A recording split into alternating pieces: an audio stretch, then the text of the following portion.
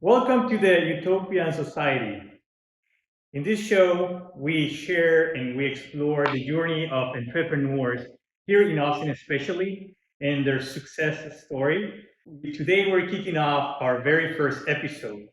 I'm your host, Carlos Edwardson, and we have a very special person today here with me. His name is Brandon Mayfield.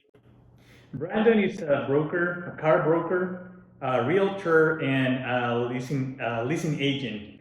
So, Brandon, let me tell you something about Brandon. Despite him moving from city to city, he has managed somehow to stay positive and successful.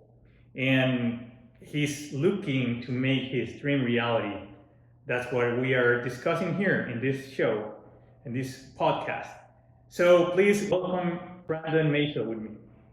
Hey, a pleasure to be on your platform. Thank you for that amazing introduction, and glad to be here with you in Austin, man. All right, well, we're gonna start. It's a brief interview, and we just wanna tell people that it is possible. It is possible to make your dream reality, even though you might be still in the way in your path. But we want to share with people and all of you that everything is possible if you think about it and you work about it. So, Brandon, can you please tell us how do you break into the luxury real estate and vehicle industry? Well, it started with this actually. I was working at an apartment community that was back in 2017. I had a resident who really liked how I handled her just on that level, right? When she was renting an apartment. She wasn't renting a new apartment, it's just like Yeah. resident concerns day to day. Some are good, some are, whatever. But I made sure I treated her well. But she had a realtor that she was working with. Mm-hmm. And for me, I had, alluded to her that, I want to work for myself. I had worked prior to this as a real estate back in Minnesota. At this point, I was living in Florida. Mm. And that's when I Minnesota, practiced. cold. Yeah, it's super cold. I enjoyed my time there, but glad to be more warm at least, right? It was nice in the middle. She referred me to her friend. He became my broker. And I came up with this idea. I'm like, hey, I want to get to the business. I don't have a huge book of business. I know people. So I did sponsored ads. I used a third party service and I made sure that every connection that I had, that they became my friend. And so to this day, I still generate referrals from that. Just by service. So how I got into this, like being of service. How long ago was this? That was in I met them in 2017. I got my license in 2019. So 19 is when I got into the market. Would you consider yourself a people person? Yeah, definitely. Well, that's really interesting. How you career started, and what about the car business? How you got into it? Oh man, I love cars. You know that car. I Yeah. can talk about cars all day. I love them. So I stopped in the dealership. I was looking for another car for myself. It was around the time of my birthday, which is like 2015. Yeah. And I got tired of being ran around, man. Like, they didn't take me serious. I look young. I'm like, I got a job. I want to get a nice car. Yeah. And I didn't like the terms I was getting. So I made friends with the gentleman who was already doing what I was doing. He was already a car broker. And I just started sourcing him referrals until he eventually got out of the business. Then I started doing this on my own. I partnered with one of my friends from the dealership and I'm still with him today. So it's really just by looking out for you the need. I think a lot of people just start out with like, people need to buy cars. They don't want to come to the dealership for hours and get games. I'm able to eliminate all of that for my people. Okay.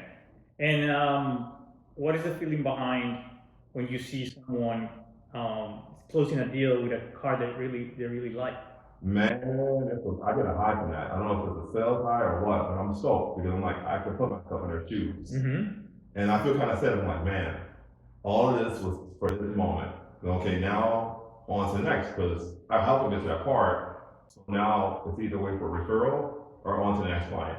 Mm-hmm. It's fun. It's fun. What do you think people is looking for to fulfill?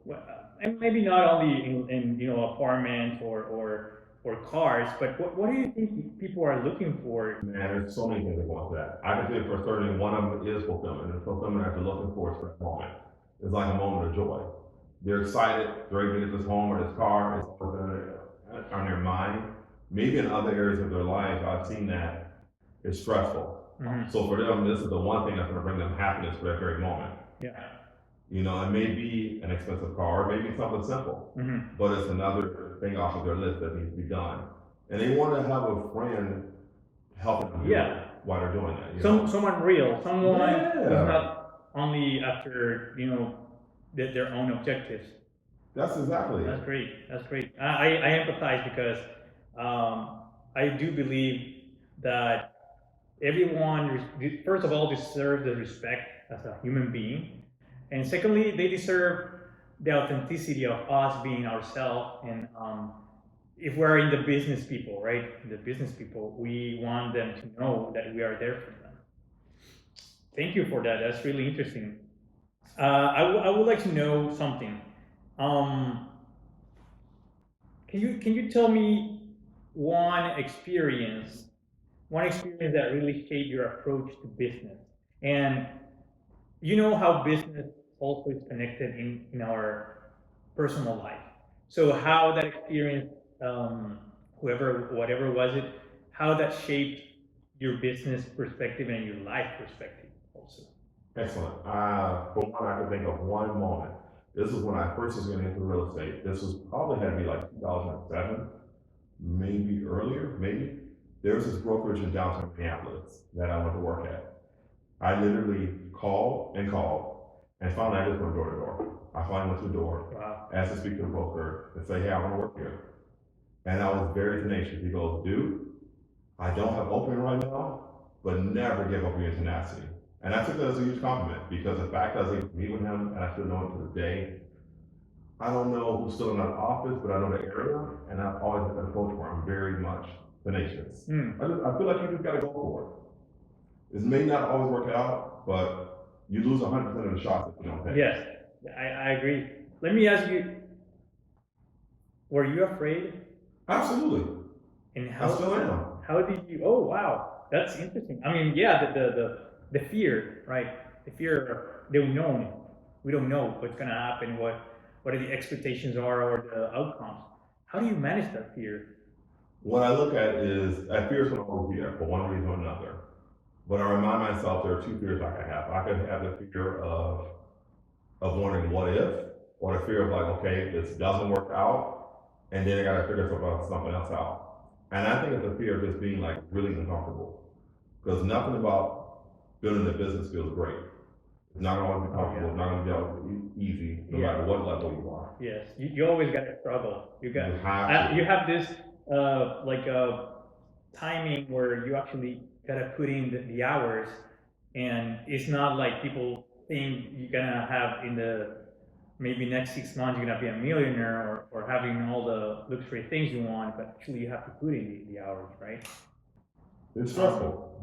It's managing your emotions too, I think, is a big part of business. Now, this is a really interesting question, and I think someone can relate. We all have someone in our life that we can look up to or that we learn. It could be a mentor, it could be a coach, but can you tell me one or two person that they have made a great impact in your life, and you have them present, and you say thank you to this person, or one or two, I don't know. Definitely. There's one I can think of in particular. She's like a sister to me. For me, it's like her tenacity. I met her when I first started my car business, and she's been with me through major like personal changes, as well as like those like professional shifts that I went through as well. And why she's always been like an example to me is like she's resilient. No matter what cards are thrown at this woman, she will make something happen and she'll build something out of it. She doesn't. When everybody's running around in like lost and chaotic, she's figuring out her way and how to move forward.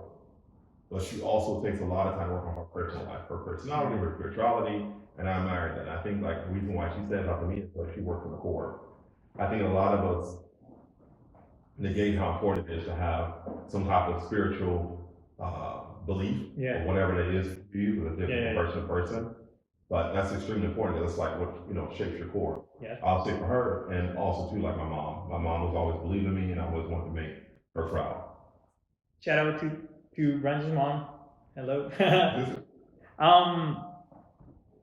I believe very in my core, like you said, that we always get something out of anyone that we meet in person, right? Even if it was a good experience or not a pleasant experience or not the outcome we wanted with that person. But what could be something that you took from this, let's say your mom and the other person? What is something essential that you actually apply in your life? Something I've taken from both of those ladies, right? The other lady, I'm gonna mention her name. Her name is Taisha. I'll go ahead and mention her Okay. name. The reason what I learned from Taisha and my mother is you gotta always be learning, but not just learning. You need to apply. People want to be on the scene, running around, enjoying themselves, not learning, not applying anything. Learn and apply. Figure out what you from the application, how you can now provide value to others. Like that's super important. So 3 steps here: learn, apply, determine how the application can serve others, and then push it. Go crazy with it. Don't be shy about it. Push it, but be educated about it. That's something I've learned. Interesting. Well, I'm surprised about the amount of knowledge that we get from people that we admire, right? It's just so motivating and we keep learning from them. We're almost done with the interview here, but we wanted to know for the audience here, what have you learned from the downturns in your life? What is something that you can share, and how can you stay motivated in those moments? Something I've learned, and I'm still I have to remind myself of that everything is temporary. Life is bigger than this moment. Your highs are not gonna be forever. Yeah. Your lows, your mids are not gonna be forever. None of that is. What's constant is you. The constant is you. And to a point, the physical you are constant, because at some point that expires too, right? So I've learned to not be overly emotionally invested. It's actually good to be stoic, and I'm working on that. Yeah. I am Yeah. an anxious, emotional man. I am. And I'm learning to move away from that, to be more calm, that way I can be here in the physical world as long as humanly possible. But to realize that in those moments that it's quiet down, there's something that you need to learn. Once you learn that lesson, then you can move ahead and what's next for you. All right. Thank you for that. How do you stay motivated in those moments? Man, I stay dreaming. I dream to this day. I stay dreaming. And I'm always manifesting. I manifest like a dream. I love that. I love that. That word is very touching. You know. Well, thank you, Brandon. I appreciate your time with us. I hope our audience here, our friends, feel not only identified and relate to, but compelled to keep pushing in life, right? Because I do believe it's anything's possible. Anything that you put in your mind, you think it through and you work on it, it's possible. So I'm really looking forward to meet you in the future. Maybe not that far, and see where life takes you, man. And where are you? And we will need to catch up. But I appreciate your time also, and I just want to leave you with Brandon's socials. If you want to share, if you want to share your socials, and people can look up for you, and what are specific in each social. What are your services to them? Perfect. So on my Instagram, you'll see all my services. It is my Instagram tag name is Lifestyle Match Global. Again, that's Lifestyle Match Global. So that's going to include a couple things here. Taisha and I work in insurance, so all products, health insurance and life insurance. Additional to that is there going to be the car brokerage business that we mentioned here on the podcast today. Real estate services that are based in South Florida, however, have a global team, so you'll have that as well. You will find me on Facebook, just my name, Brandon Mayfield. That's more like a personal connection. That's more like the network and events and things of that nature. But that's how you reach me. For anything else, just hit me up. Well, I guess this concludes the interview. I really appreciate your time here. And for you all listening, just remember that your dreams are closer than you think. So just keep pushing, and thanks for listening. And please subscribe to the channel, and hit the button, the little bell, so you can receive a notification, and thumbs up. All right. So thank you, Brandon, for being here, and I wish you the best. I wish you the best, and we'll see you. We'll see you later. Thank you, brother.